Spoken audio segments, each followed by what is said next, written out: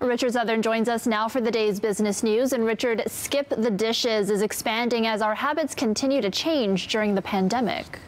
Yeah, I mean, we're using these food delivery apps more than ever, so much so that they're looking for ways, Erica, to make the business run smoother, perhaps ways to fatten their margins. What Skip the Dishes is doing, which, by the way, is the largest food delivery app in Canada, they're opening some of their own stores. They're called dark stores, and they're called that because you and I can't walk in. These are stores made just for delivery guys. So, you can order from convenience stores and from grocery stores on Skip. What they're going to do now is they're going to source the delivery drivers those goods from their own store. So they're going to buy their own inventory, things like eggs and milk and other pantry staples and snacks. That's going to allow for not only a faster delivery, but again, could allow for a fatter margin from Skip.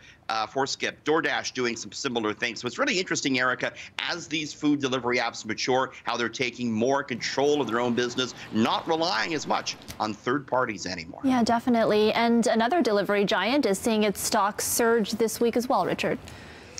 Uber getting back to where it was pre-pandemic, according to its CEO, Erica. He said that the ride-sharing company had its best week ever in terms of gross bookings last week. Gross bookings, that refers to the company's combined bookings for both its ride-sharing and its food delivery business.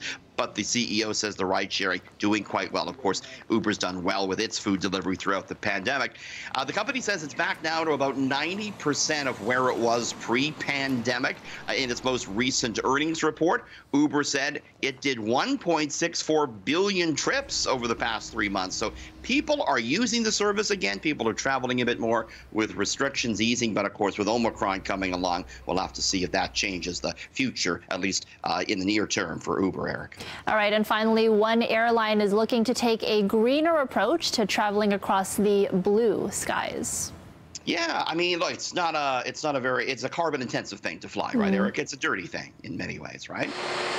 Certainly the airlines are actually listing how much carbon you're spewing out with your ticket. United wants to do something about this. United Airlines said today it's buying 100 hydrogen electric engines, and it's going to be putting it on its existing planes like we're looking at here, some of its regional aircraft. And United said this is the most promising way to move towards zero-emission air travel. That's what airlines want to do right now. The World Wildlife Fund says air travel is the most carbon-intensive activity an individual can make. So perhaps as we start moving towards electric flying, it'll help mitigate that, Eric. All right, business editor Richard Southern. Thanks, Richard. Erica.